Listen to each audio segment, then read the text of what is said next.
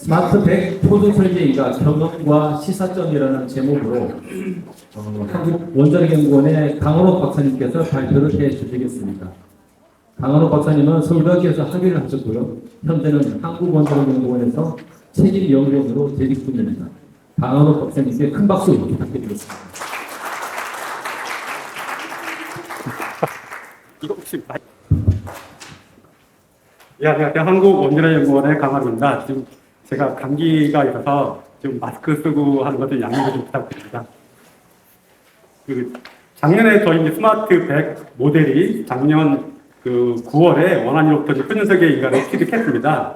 이 표준세계 인간은 한사오디 스마트 파트너십 협력 사업의 결과로서 그 결과를 바탕으로 해서 원자력연구원과 한수원, 그 다음에 사우디의 K케어가 공동으로 신청해서 작년에 이제 받았는데요. 그러한 설계 인가를 바탕으로 해서 현재 좀 여러 국가들과 스마트의 상용화를 위해서 노력하고 있는 상태입니다. 근데 오늘 이 자리에서는 이제 그런 스마트 자체보다는 스마트 표준설계 인가를 바탕으로 이런 어떤 선행 경험을 통해서 이후에 ISMR, 그 다음에 4세대 원전 등이 이제 추가로 이제 계속 그런 인허가 자체에 들어올 텐데 거기에 좀 시사점이 될 수 있는 그런 내용들 위주로 해서 이제 자료를 만들어 보았습니다.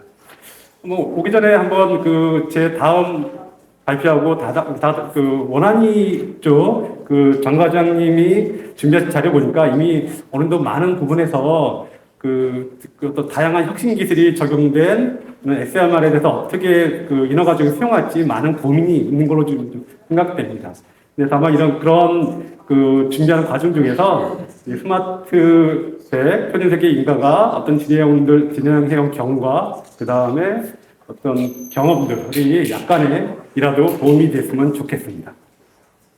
오늘 이제 말씀드릴 내용은 스마트 개발 배경 및 과정, 그 다음에 표준세계 인가 과정 자체, 그 다음에 스마트 원전의 기술적인 특성들, 그 다음에 의미 및 시사점 순으로 말씀드리겠습니다.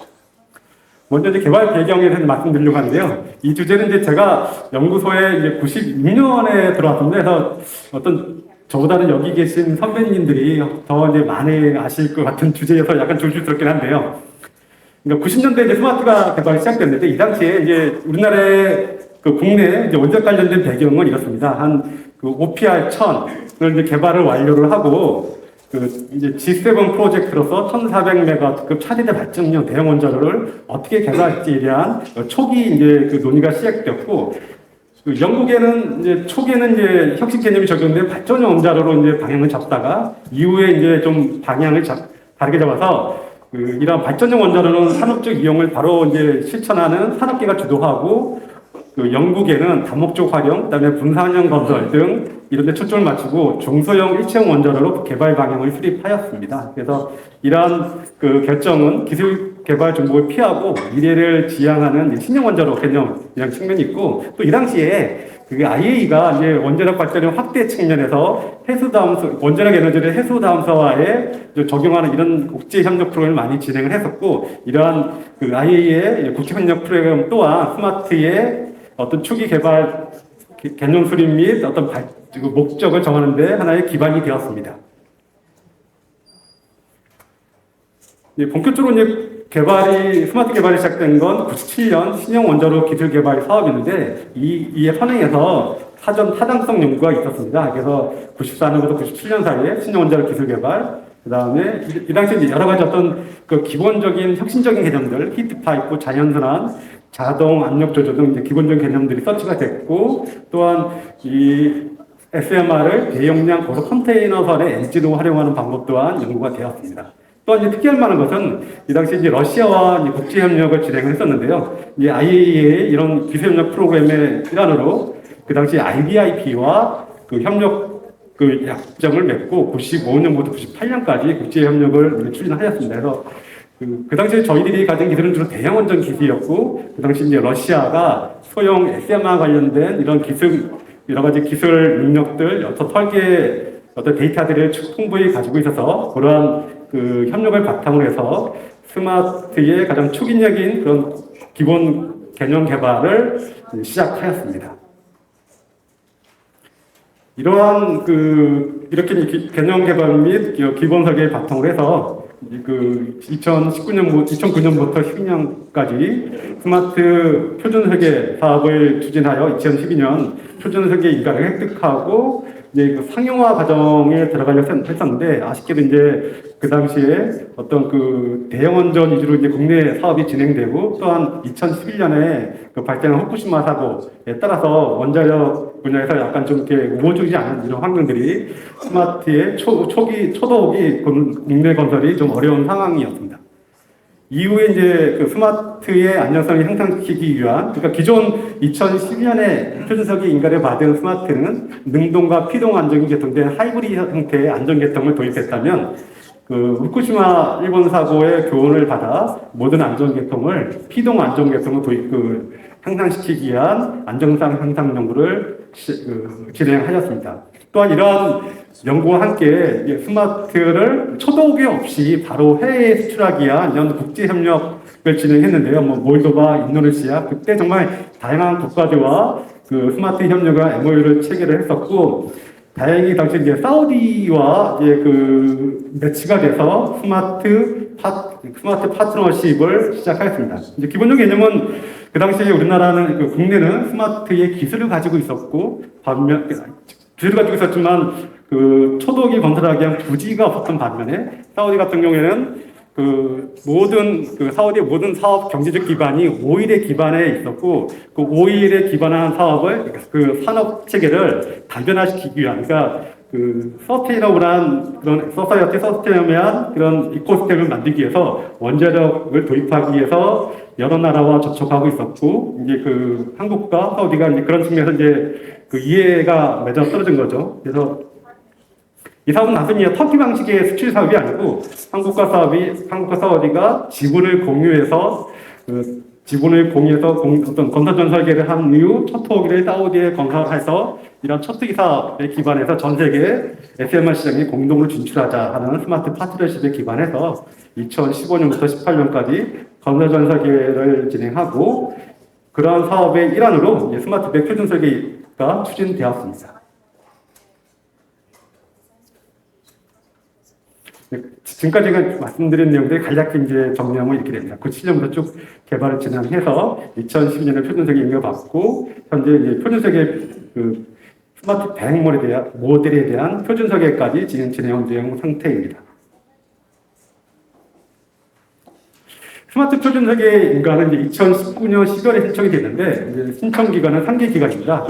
한국수력 원자력, 한국원자력연구원, 사우디의 K케어, 왕리 원자력 신재생 에너지원입니다. 이제 그 사우디의 준 정부 기관인데요. 이제 원래는 그 스마트 PP 사업이 2015년부터 19년 초까지 진행됐습니다. 그래서 그 이 표준설계 사업을 PP 사업과 패러하게 가는 형태로 진행을 했는데 아쉽게도 그 당시에 좀 쟁점이 그렇습니다.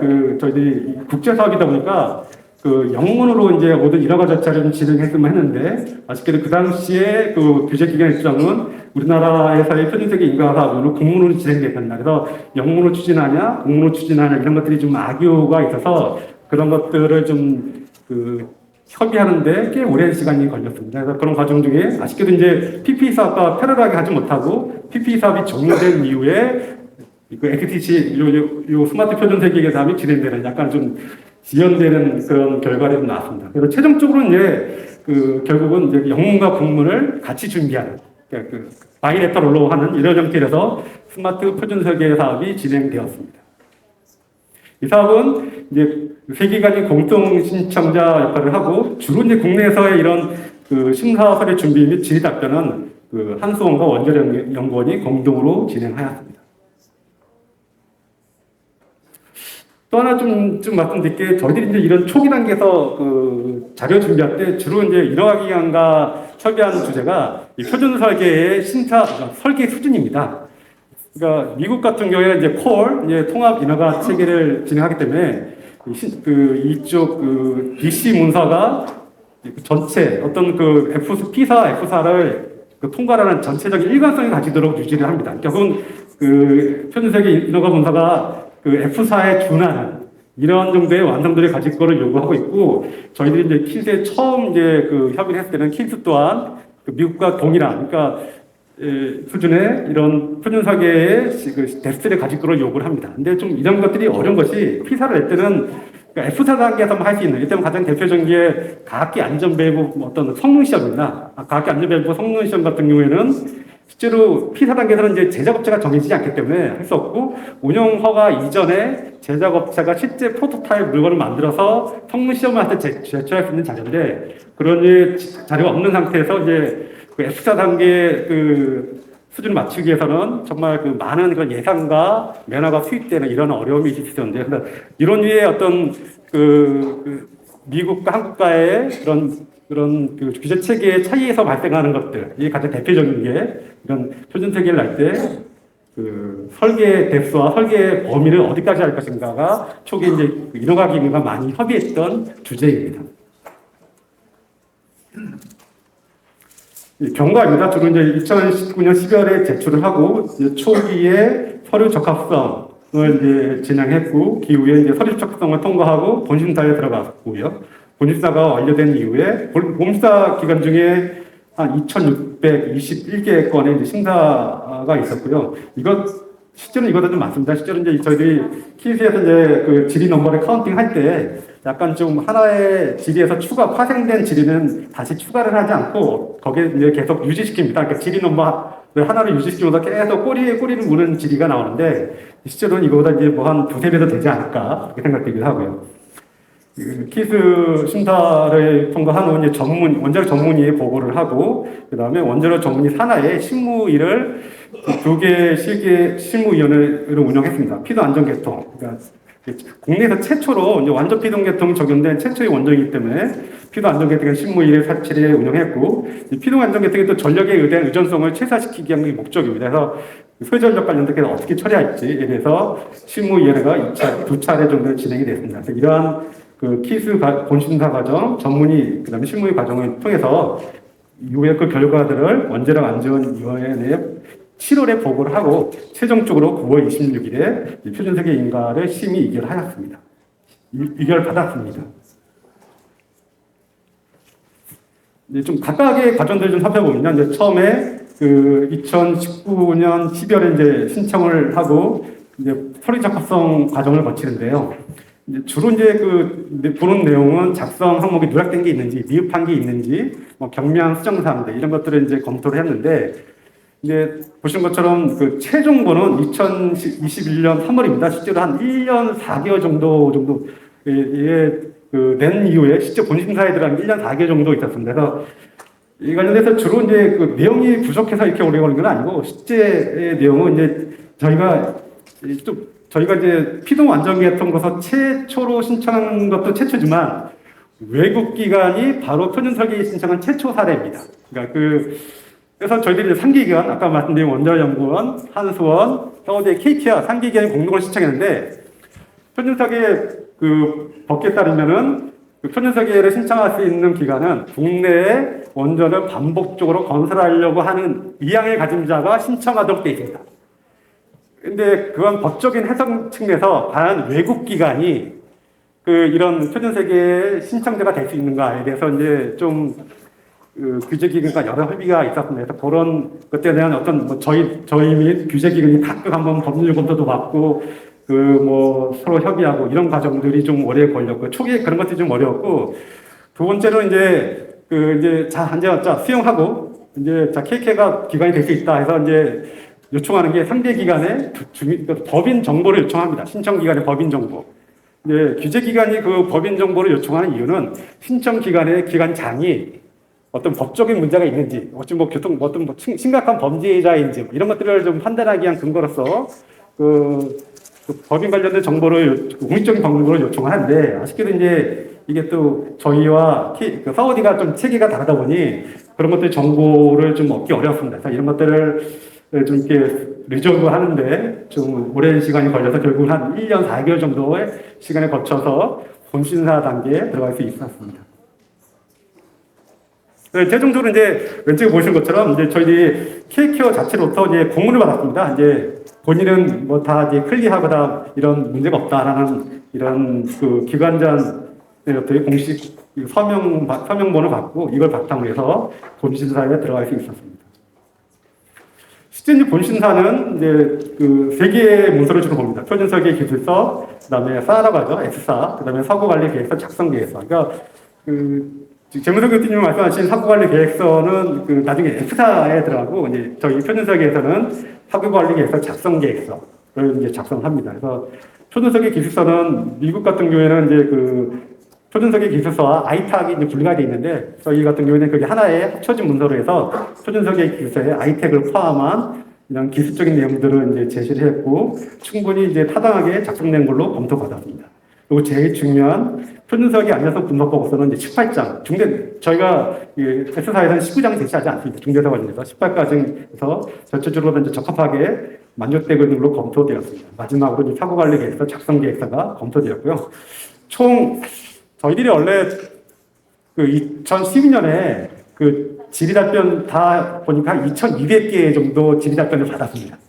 솔직히 말씀드리면은 이번에 낼 때는 한 번 받았고 뭐 똑같은 이거 좀 이렇게 좀 안전계통 일부가 바뀌고 출력이 10% 정도 증가시켜서 이번에는 그래도 많이 좀 줄어들지 않을까 기대했는데 또 이제 좀 총 개설될 때 2,600 그때보다 더 늘었습니다. 이게 그러니까 전 세계적으로도 보통 한 대학원도 한 대학원전 쌓아 받을 때 한 2,000개 안쪽이더라고요. 한 1,800개 정도인데 꽤 많은 수의 질의답변을 소화를 했습니다. 소화를 해서 이제 기관별로 보면은 캐리가 제일 많고요. 그다음에 A, 그다음에 이런 식으로 이제 좀 질의개수가 있었고 장별로 보면은 3장이 제일 많았습니다. 3장 XSC가 제일 많았고 그다음에 이제 조금은 좀 안전계통 안전해서 그래가지고 6장과 당연히 이제 세이프티를 주로 보는 목적이기 때문에 세이프티 좀 중요하기 때문에 6장과 15장이 제일 많은 그 의견을 검토 의견을 지금 요청받아서 답변을 제시했습니다.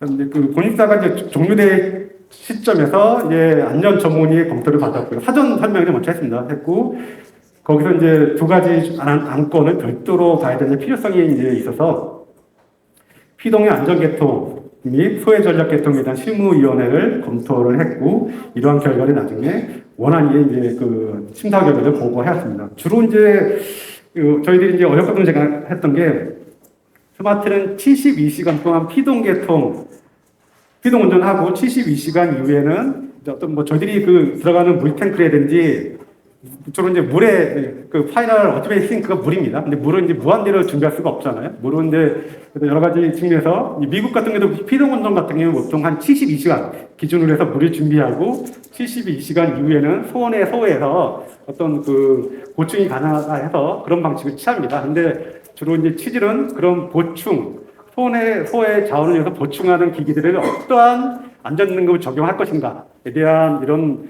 그 검토가 있었고, 그래서 이제 저희들이 사용한 방법은 ITNSS, 그러니까 Regulatory Treatment of Non-Safety System.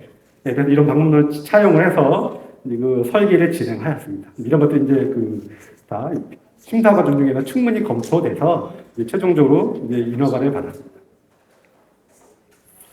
7월에 이제 처음 원안위에 심의계 보고를 했고, 몇 가지 이제 협의를 거쳐서 9월 때 최종적으로 표준설계 인가를 획득했고, 이제 이게 세 보니까 네 번째더라고요. 스마트가 2012년에 받은 게 하나 있고, 이번에 스마트 두 번째, 그 다음에 APR 1800이 받았고, 그 다음에 APR 플러스가 이제 받은 적이 있었습니다. 그래서 이제 ISMR이 들어오면 ISMR이 저희 나라의 5번째 표준설계 인가가 될 것으로 예상합니다.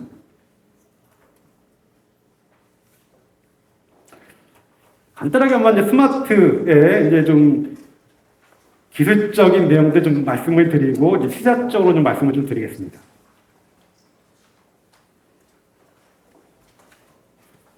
제가 딱 40분이죠.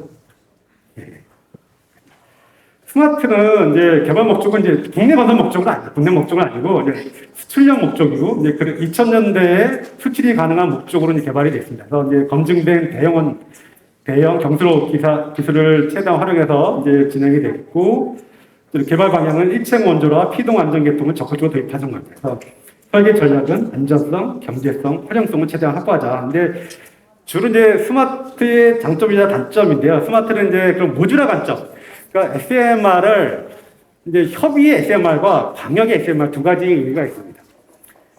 좀그 협의 SMR은 좀 이렇게 어떤 스탠드 언론을 포함하는 이런 것도 SMR이라 부르고, 이제 뉴스킬이나 ISMR이라는 것처럼 이렇게 그 수요에 따라서 순차적으로 계속 공급이 가능한 이런 모듈화 형태의 수요 증가에 대응할 수 있는 공급 방식을 제시할 수 있는 이런 협의도 있는데, 이제 그렇게 보면 이제 전 세계에서 이런 협의에 SMR에 맞출 수 있는 건 아주 제한적입니다. 그래서 좀 광범위하게 보면은 이런 스마트를 포함한 이런 스탠드 언론의 개념을 적용하는 많은 SMR이 있다. 그렇게 좀 말씀드릴 수 있을 것 같고요. 그러다 보니까 주로 이제 시장은 제한적이다. ISMR 같은 경우에는 주로 모듈화를 기반으로 해서 한 500, 600메가와트 이상의 어떤 중형 이상의 시장에서 이제 경쟁할 수 있다면, 스마트 같은 경우에는 한 300메가와트 이하의 시장에서 충분히 경쟁력을 가지고 있다고 생각을 합니다. 이제 안전 목표입니다. 그래서 가장 이제 일반적인 안전 목표 이제 기술인데요. 방사선 위험으로부터 스마트를 건설 운영에 따름에 따라서 발생할 수 있는 방사선 위험으로부터 인간과 환경을 보호하는 것이고, 이제 방사선 유출 제어, 노심 및 방사선 제어, 화교 검사 완화라는 정성적인 그런 목표에 기반해서 이제 PSA 방법론이라든지 어떤 피도 안전계통에 도입해서 기반해서 저희들이 이제 4가지의 이런 안전 목표를 내부적으로 이제 사업적으로 결정했습니다. 그래서 보면 기존의 일반적인 안전 목표 유사한 수치도 있고, 그보다 이제 한 10배 정도 더 안전성을 강화시킨 이런 목표 수치도 있고, 추가적으로 여러 가지 72시간 몇 가지 추가적인 목표를 사업적 목표로 선정해서 사업을 진행하였습니다.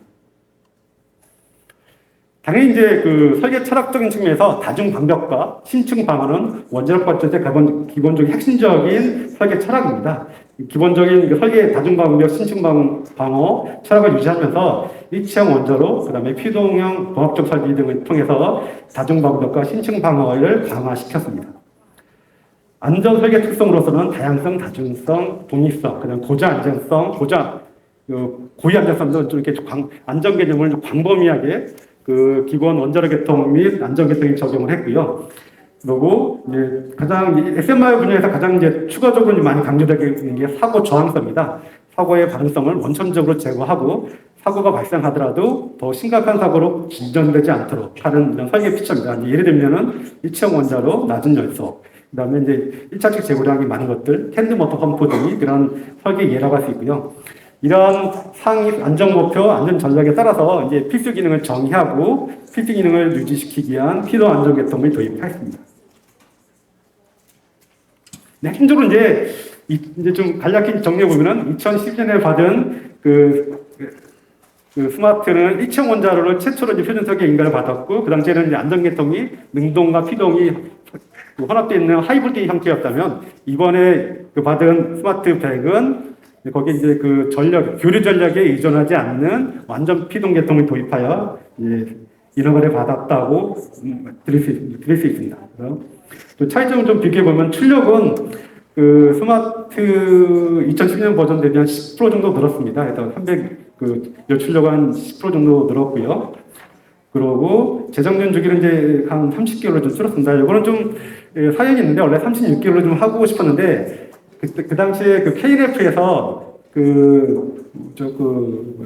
번업 실험 데이터가 원래 하나로 이용해서 번업 데이터가 나오면은 36개월로 하고, 근데 그게 그때 하나로의 내진 설계 보강한다고 이렇게 막 공사를 하나로 가면 한 몇 년 운전을 못했어요. 그래서 그쪽 피복제 관련된 연소 데이터가 부족해서 일단 30개월로 하고, 나중에 이제 연소 데이터가 나오면은 그때 다시 36개월로 증가를 시키자 해서 이제 일단 현재 버전은 30개월로 좀 진행되어 있고요. 피동 계통이 바뀌었고, 그다음 이제 안전 계통이 하이브리드에서 피동 계통 바뀌었습니다. 운전 조치 시간 또한 30분에서 72시간으로 변경됐고, 내부 사건 기준 CDF는 10만 입생에서 10만 7승으로 옮겼습니다. 그래서 저희 원래 좀 더 공격적인 목표로 좀 하려고 하다가, 그 당시에 좀 PSA 분야에서 얘기했던 게, 안전 계통을 아무리 튼튼하게 만든다 하더라도 원자로 용기의 본연의 페일러 레이트, 깨질 확률이 10만 8승 정도 하더라고요. 그래서 그러면은 안전 계통을 이용해서 10만 8승 이하로 낮추는 것은 크게 의미가 없지 않을까 해서 이제 저희 타겟은 한 이 정도로 좀 잡고 진행을 했는데요. 이제 리스케 같은 경우는 나중에 그걸 좀 더 원전 연기의 파괴 메커니즘들을 좀 더 신춘적으로 좀 해석적으로 좀 연구를 해서 지금 필승을 좀 팔승을 좀 낮추는 연구를 했습니다. 그런 것들이 있었으면 좀 도움이 되지 않을까 생각되기도 하고요. 원자로 연기는 두 개 비교하면 직경은 유사하고 높이를 좀 낮췄습니다. 이제 가장 큰 이유는 두산입니다. 이게 모양을 보면 내부 구조는 거의 유사한데 위에 방구형이 좀 약간 찌그러졌죠. 두산이 좀 더 위아래 동과 하부 구조물을 이렇게 정반원이 아니라 약간 좀 이렇게 좀 커브처가 덜한 형태도 이제 제작 기술이 좀 가능해서 좀 높이를 줄일 수 있는 효과가 있었습니다. 그리고 이제 연출력은 10% 증가했는데요. 좀 차이는 2012년 버전은 이제 미국 코드가 좀 사용됐습니다. 캐즈모 코드가 사용됐는데 이번에 받은 것은 데카르트 2D라고요. 완전히 이제 미국 코드가 아니라 국내 고유 코드를 활용해서 노심 관련된 모든 계산이 수행되었습니다. 2층 원자로이고 이제 캔드모트 펌프가 사용됐습니다.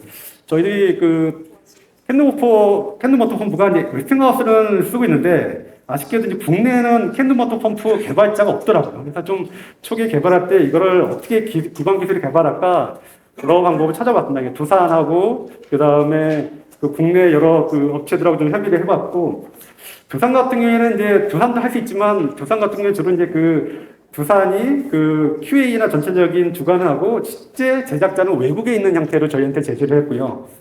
반면에 이제 저희는 효성하고 같이 하고 있는데 효성 고스피스 같은 경우에는 좀 이상한 기술이 있고 충분히 이제 저희들과 같이 해서 뭔가 할 수 있다 해서 이제 그 당시에 효성 고스피스가 좀 어떤 파트너십 계약을 체결하고 개발을 시작해서 그런 성과를 바탕으로 해서 ISMR에 효성 고스피스가 이제 캔드모터 펌프를 열심히 제작하고 있는 걸로 알고 있습니다. 그리고 증기 발생기는 헬리콥 코일 증기 발생기에 사용하고 있습니다.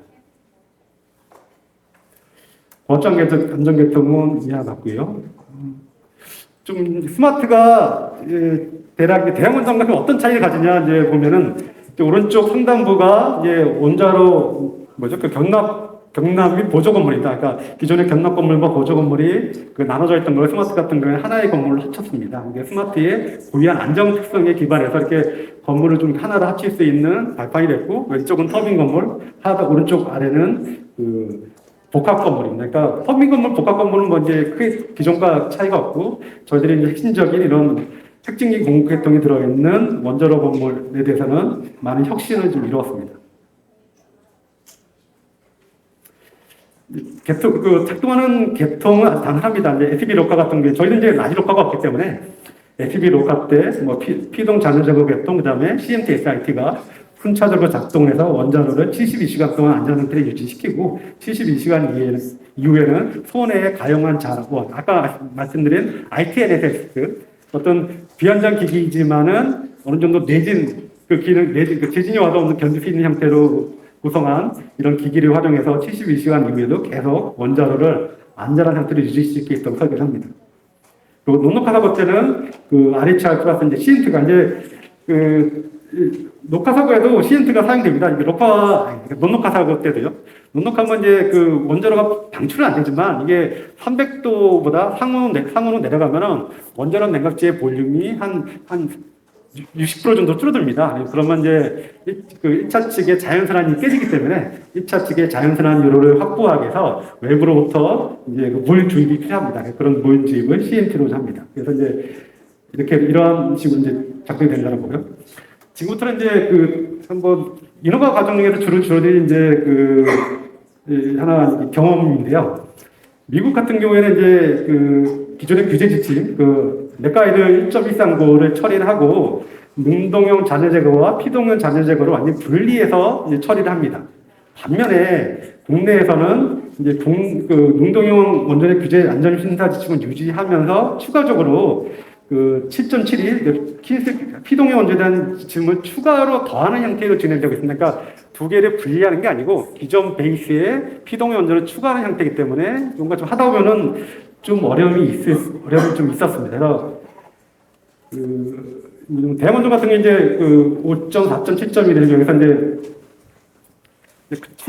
자녀 계통의 목적이 가능한 한 많은 가용한 수단을 이용해서 빠른 시일 안에 저온 상태를 달성하기 위한 시줄에서 계통이 구성되어 있는 반면에 피동 안전 계통 같은 경우에는 그 피동 계통을 이용해서 좀 이렇게 저온까지는 가기 어렵습니다. 그러니까 그 아주 저온까지 가기 어렵고 한 200도 전후에서 스테이블하게 오랫동안 그 별도의 도움이 없이 아주 심플한 방법에 의해서 장기간 유지시키는 형태로 계통을 구성합니다. 그래서 기본적인 원칙상은 쉬운데 이런 것들이 실제 적용하다 보면은 이런 기본적인 안전 계통뿐 아니라 뭐 어떤 소의 방사능 성량 분석, 운영, 그 다음에 여러 가지 이런 그 측면에서 기존 이렇게 좀 다른 그 명시적으로 들어가지 않는 이런 세부상에서 몇 가지 좀 이렇게 어려움이 있었고, 그런 것들은 이제 여러 가지, 아까 말씀드린 한 2,600개 정도의 질의 과정을 통해서 해소를 시켰는데, 좀 지난한 과정이 걸렸다 할 수 있을 것 같아요. 이런 좀 기본적인 사항들 측면에서. 그리고 또 하나 이제 어려움을 겪었던 거는, 이제 그 ILRT입니다. 이제 그 경락건물 종합 누설 시험인데, 이걸 이제 그 경락건물에 최대 그 압력을 걸어놓고 누설률이 그 0.1% per day. 이하로 유지되는지 확인하기 위한 시험인데, 스마트 같은 경우에는 그 경락 건물이 하나로 합치면서 고압부와 저압부가 두 구역으로 나눠졌습니다. 그래서 그럼 이 고압부와 저압부의 누설 시험은 어떻게 할 것인가에 대해서 이제 계속 좀 여러 그 질의 답변이 있었고, 이제 결국 이제 최종적으로는 각각 시험에서 나중에 더한다. 이제 좀 결론만 이렇게 말씀드리면 되게 이렇게 쉬워 보일 수도 있지만은 이런 과정이 오기까지 또 이제 결국은 그렇습니다. 기존에 이제 심사 지침이 있는데, 규제 지침, 심사 지침이 있는데, 이런 지침에 없는 이런 새로운 설계 개념이 들어왔을 때, 기존 심사 지침을 어떻게 해석해서 여기에 적용할지에 대해서 이제 보수적으로 시작하려면 한도 끝이 보수적이고, 그럼 어디까지가 합리적인가에 대한 이런 결론에 도달하기 위해서 너무 많은 시간이 걸리더라. 뭐 이런 취지의 말씀을 좀 드릴 수 있을 것 같고요. 그래서 좀 주로 이제 임의 및 시사적으로 이제 말씀드리겠습니다. 이제 그 국내 최초로 이제 피동형 원전으로서는 최초로 이제 표준색 인가를 작년에 좀 획득을 했습니다. 획득을 해서 그 이런 그 표준세계를 받았다는 것은 이제 이런 스마트 100이 반복 설계가 가능한 안전성과 설계 수준을 확보했다는 것이고, 그 이런 성과를 바탕으로 해서 지금 이제 여러 국가와 여러 가지 MOU, 그다음에 협력 이런 것들 좀 추진 중에 있고요. 아직은 이제 뭐 가시적으로 공식화된 결과를 보여드리기 좀 이른 감이 있지만 조만간에 좀 더 이렇게 공개적으로 오픈할 수 있는 이런 수출과 관련된 협력 성과를 좀 발표드릴 수 있을 걸로 기대를 합니다. 또한 이러한 그 성과를 이런 그 경험을 바탕으로 해서 지금 이제 들어오는 ISMR, 그다음에 다세대 운전에 어떤 활용할 수 있는 이런 다양한 이런 규제 경험들을 좀 확보해서 길자리가 될 수 있을 걸로 기대를 하고요. 몇 가지 좀 말씀드리려면, 저희 이제 경험했던 게 하나가, 이제 주로 이제 국내에서 하다 보면은, 이게 아까 컷오프 말씀하셨는데, 저희들이 사업적인 측면에서는 이제 바로 이제 제출하기 전에 어떤 특정 시점을 컷오프에서 여기까지는 반영을 하고 그 위에 거는 이제 반영하기 어렵게 진행하는데, 꼭 하다 보면 이제 중간에 뭔가 이제 미국에서 뭐가 났을 때 새로 이제 발견이 됩니다. 그런 것들을 이제 규제기관은 이것도 좀 반영을 해라 하면 이제 그런 것들이 추가적인 이제 버든을 들어오고요. 근데 이런 것들이 이제 그 분야별로 좀 다릅니다. 어떤 경우에는 미국에서 공식적인 버전이 발간되지 않은 경우에도 좀 중요하다고 여기는 것들은 선방을 해라. 지금 우리가 지금 표준색이 진행되고 있는 거에 선방영해서 설계를 진행하시오. 이런 경우도 있고, 또 어떤 경우는 반대로 미국에서 렉까지 나왔으면은 그건 미국 것이고 우리나라는 그거를 지금 채택하지 않으니 국내 방법론을 적용하시니까 그러니까 물론 당연히 이제 이런 것들을 일반화시키기는 어려운 주제 같아요. 이런 주제들을 무조건 뭐 어느 일반화 정리하기는 어렵지만, 그래서 아마 그런 사전 규제협의, 그러니까 어떤 특정 주제에 대해서 미국과 한국이 좀 다른 이런 체계가 있을 때 어떻게 이 사업이 적용할지에 대한 충분한 좀 사전 협의가 필요하다, 이렇게 좀 말씀드릴 수 있을 것 같고요. 실제 또 국내에서 이제 어떤 새로운 기술을 적용해서 설계할 때 가장 규제가 요청하는 건 그겁니다. 기존의 운전 경험과 적용 사례를 가져오시오. 그러니까 아무리 그 신청자가 열심히 어떤 해석을 하고 뭐 이렇게 어떤 어느 정도 타당한 결과 가정을 하더라도 심사자는 그거는 이제 당신의 계산 결과이고 나는 이제 그 결과를 믿기 어려우니 어떤 운전 경험 또는 이제 그런 뭔가 세계 사례 가져오시오. 이게 가장 그래서 뭔가 설계하는 사람들이 새로운 걸 적용하기 싫어합니다. 이렇게 인허가 몇 번 해보면은 이게 얼마나 국내에서 새로운 기술을 인허가 받기가 얼마나 힘든지 다 경험을 해보거든요. 근데 이제 최근에 우리 웨스팅하우스 IP 문제처럼 이제 이건 한번 다시 한번 생각해 볼 주제인 것 같아요. 이게 결국은 이제 자꾸 해외 사례를 가져라는 얘기는 해외와 똑같이 살게 하라는 얘기다. 해외와 똑같이. 그럼 이제 그건 뭐냐면 결국 이제 이 물건이 국내로 오죠. 해외 나갈 때 IPC에 걸릴 수밖에 없거든요. 똑같이 따라야지. 그래서 좀 더 이런 해외 사례가 없는 이런 국내에서 새로 시도되는 이런 개념에 대해서 어떻게 인하갈지 뭔가 무조건 선행 경험과 어떤 그런 동일한 이런 걸 요구하기보다는 이런 해석적인 방법들, 어떤 이런 프로그램들을 좀 더 어떻게 신뢰를 확보할 것인가. 단순히 뭐 신청자에게서 무조건 믿으라 할 수는 없지만 이런 거에 대한 좀 더 경험이 축적돼야 되지 않을까. 뭐 이런 생각은 듭니다. 그리고 이런 것들이 이제 단순히 좀 그런 규제뿐 아니라 이제 코드와 밀접한 관련돼요. 코드와 이제 그 인허가 규제와 코드, 표준은 서로 배치되는 봅니다. 이게 일단 새로운 재료를 쓴다든지 새로운 뭔가 뭐 특히 재료 분야에서 새로운 거 저희들이 쓰고 싶어도 기존 이제 코드에 없으면 못 쓰거든요. 뭐 이를테면 우리 ISM 같은 경우에는 그 원자로 재료를 클래스 1에서 클래스 4로 이제 바뀌면 무게가 한 30~40% 줄고 여러 가지 더 튼튼하게 만들 수 있음에도 불구하고 뭐 그런 것들이 이제 기존 이제 그 선례에 없기 때문에 주저하고 결국은 이제 나중에를 미루는 뭐 이런 식으로 많이 어떤 좀 후퇴하는 이런 결과를 많이 들어옵니다. 안전 규제체에 관해서 한번 지금 말씀드린 내용인데 좀 우리나라 같은 경우에는 기존의 능동형 원전의 기관에서 모든 체계가 구성되어 있고 피동형 안전 개통에서 이것도 이제 키인스 분들이 얼마나 이 규제침을 작성하기 위해서 얼마나 고생을 많이 하시고 온갖 그 고민 많이 하신 거 충분히 이해를 합니다. 다만 이거를 지금 어떤 약간 좀 더하는 형태로 되는데 이런 좀 더 많은 형태의 이런 새로운 노령이 들어올 경우에는 좀 부족한 측면이 있고 좀 더 이런 얘기들은 아마 제 다음에 맡아지는 그 장과장님께서 많이 좀 말씀해 주실 걸로 좀 기대를 하고요. 마지막으로 이건 이제 그 규제와 직접적인 내용은 아닌데 저희가 최종적으로 이제 그 본심사는 테크니컬한 사람들이에요. 그 다음에 그 전문의도 원하기 그 원전에 대해서 잘 아시는 분입니다. 근데 그 원자력 안전위원회로 가면은 이제 거기는 이제 약간 좀 전문뿐 아니라 정말 다양한 원자력계 아닌 분들이 많이 들어오십니다. 그분들이 딱 첫 번째가 피동형 좋은 건 알겠는데 이름이 마음에 안 드신다. 피동형. 저희들은 당연히 패시브에서 당연히 우리만 피동형을 하면 워낙 뭐 교과서를 통해서 뭐 수십 년 동안 배워온 용어인데 근데 왜 이렇게 원하는 분들이 이거에 대한 부정적인 의견을 주실까 한번 생각을 해봤는데요. 이게 그런 얘기 있습니다. 그 영어와 우리나라 말에 약간 차이가 있어요. 원하는 약간 명사 중심의 단어입니다. 그러니까 주체가 중요한, 각각의 낱말이 중요한 이런 형태의 언어 구조라면 우리나라 말은 관계가 중요합니다. 자체가 중요한 게 아니고 너와 나의 관계가 중요하죠. 그래서 영어에서 패시브는 그 자체가 패시브하다는 의미인데 우리나라의 피동형은 너와 나의 관계에서 내가 패시브하다는 그러니까 상대적인 열등감 형태로 표현되는 거죠. 그래서 그런 분들에게 약간 그래서 이거 수동형으로 바꾼 게 맞는가 했는데 수동형도 좀 이게 손으로 하는 수동하고 좀 헷갈리기도 하고 그래서 이 두 가지 의미 측면에서 좀 위에 있는 것보다 그러니까 외국 어떤 영어에서의 패시브는 위에 있는 이런 원인 과정이 좀 중점적인 의미라면 국내에서 패시브는 약간 아래쪽에 있는 약간 약화, 상실 이런 측면에서 의미가 좀 크지 않나 뭐 이런 생각이 들었고 그래서 이제 그런 거 한번 이건 제가 찾은 게 아니고 이제 다른 분이 찾아준 거예요. 다른 데서는 패시브가 어떻게 쓰이나 게임에서는 많이 쓰인대요. 그래서 스타크래프트에서 뭐 이게 이렇게 뭐 이런 것들이 이제 패시브라고 쓰이고 또 집 보면 패시브 하우스라고 있어요. 패시브 하우스에서도 이렇게 좀 우리 용어와 비슷합니다. 근데 여기는 이제 피동형이나 바꾸지 않고 그냥 패시브 하우스라고 쓴다 합니다. 그래서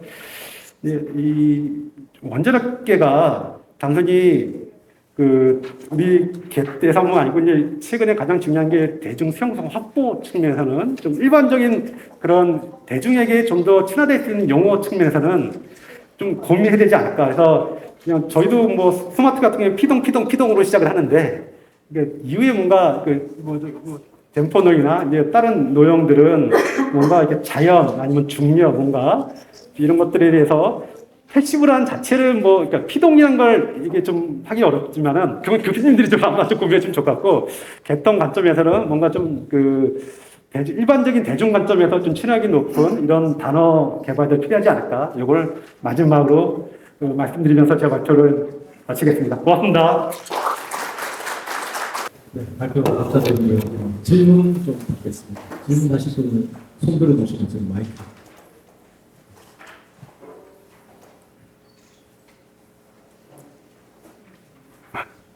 발표를 못 잘하시는 예, 마이크 좀. 예. 선생님. 아니, 그게 패시브라는 단어에 대해서, 그렇게 얘기를 하는데, 이런 의미가 아니었죠, 패시브의 부정적인 의미는. 사실 사고가 나는 걸 보면 세 가지 유형입니다. 한 가지는 오버파워, 언더풀, 그 다음에 집중되다. 근데 이렇게 적을 먼저 하고 캐논으로 많이 쓸 때는 오버파워 생길 때 레스폰스 타임이 굉장히 다른 거예요. 웨이트리티는 그냥 뭐 초도 안 되고 0점 몇 초도 아니고 여기 CMT가 작동을 하려면 몇 분이 걸려요. 그래서 피드력에 대한 부정적인 의견은 그건 지금 강 박사가 생각하는 그런 문제가 아니고 패시브 썼을 때는 그 빠른 레스폰스 타임에 대해서 대응할 수 있는 시스템을 갖추고 있느냐 하는 게 중요한 거죠. 지금 손을 잘 들었는데 이거 저는 이거 좀 많이 개선이 될 것 같긴 한데 좀 기대해야 되겠습니다. 고맙습니다. 예. 신영님 교수님. 스마트백에서 강한옥 박사님께서 하시던 역할을 혁신형에 쓸만한 임상규 박사께서 와 계시는데 아마 그 역할을 하시지 않을까 싶습니다. 혁신형에 쓸만한 인허가 과정이 이제 연초에 제출하면 진행되게 되는데 특별히 말씀을 주셨지만 임상규 박사님을 타겟팅해서 해주시고 싶은 말씀이 있으면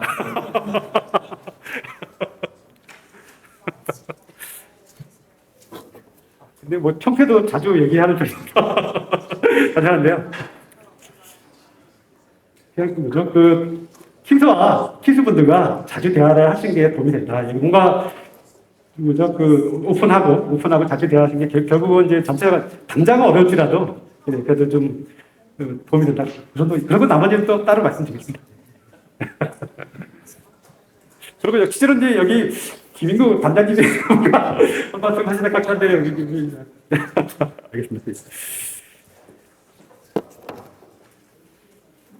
단장님 무슨 말씀?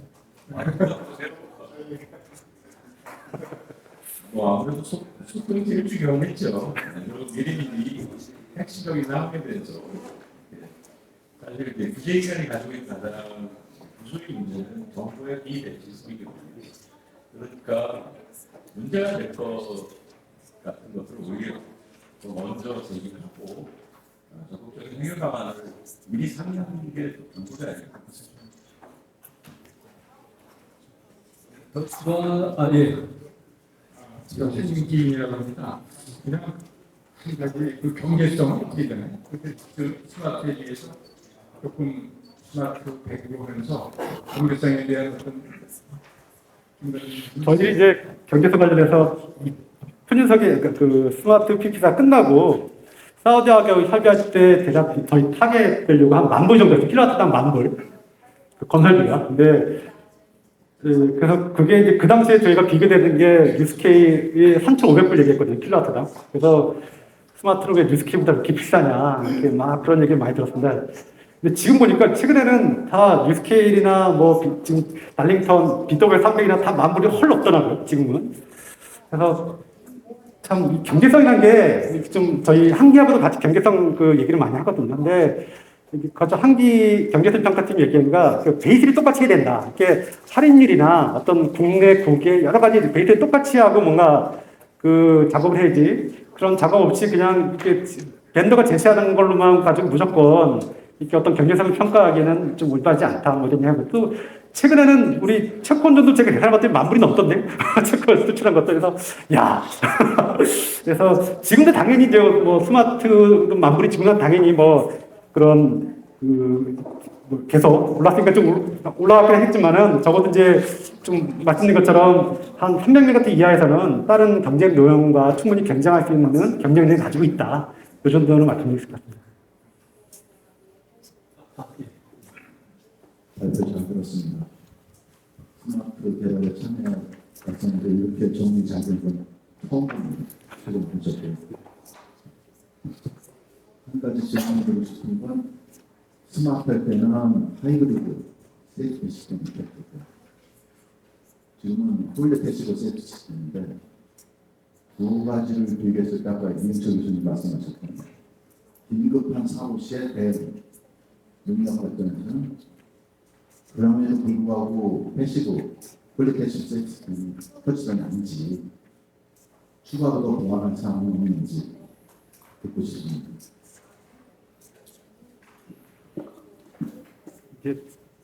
패시브 관점에서 이거 너무 좀 민감한 얘기 되겠지만 그 SB 로커 관점에서는 이제 많이 해결했고, 근데 실제로는 이제 이 펌프를 쓰는 노형은 이제 그 코스트한 특성이 되게 중요합니다. 그래서 그 1차 축 2당 상시 사고 때 그 CHF가 발생하지 않도록 펌프 코스트안을 유지를 해야 되는데 결국 이제 그 얼러블 마진과 뭐 리카이어드 마진 을 매치식은 작업이 필요합니다. 근데 이런 관점에서는 펌프를 쓰는 원조들은 다 이제 고유하게 그 관련해서 이제 그 어려움을 겪고 있고, 그래서 뭐 대학 원조 같은 경우에는 이제 그 터빈 3초 딜레이 같은 걸 쓰기도 합니다. 그래서 그런 것들 고려하게 되는데 이런 것들이 좀 해군이 약간 마진이 적었고 향후에 한다면 그런 것들을 좀 더 개선하기 위해서 노력해야 되지 않을까, 뭐 그 유랑항시 사고 관련돼서 그런 좀 생각이 좀 들었고요.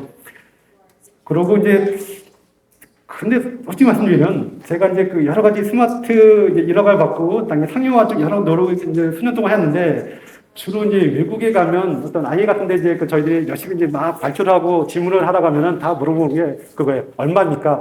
어떤 CDF가 얼마냐를 물어보는 게 아니고 얼마냐가 제일 중요한 질문이다. 저 경제성 관점에서의 질의가 가장 많았고, 그래서 최근은 주로 이제 이런 좀 더 지금도 어느 정도 경쟁력을 가지고 있지만은 좀 더 이제 그 수요자가 요구하는 이런 건설 공기 경제성을 어떻게 개선시킬 건가 이런 이제 작업들을 과기부와 좀 지속적으로 진행하고 있고요. 그래서 뭐 최근에 이제 그 스마트도 그 삼성중공업과 같이 ABS를 받았습니다. 그 해양 목적으로 해서 ABS를 받았는데 이런 것도 이제 스마트의 활용의 다변화 측면에서 계속 상용화를 위해서 노력하고 있다 이렇게 좀 말씀드립니다. 네. 그 마스크를 끼고 이렇게 길게 얘기하신다는 게 쉽잖아요. 그럼에도 불구하고 이렇게 도움 알려주신 강한호 박사님께 한 박수 부탁드립니다. 감사합니다.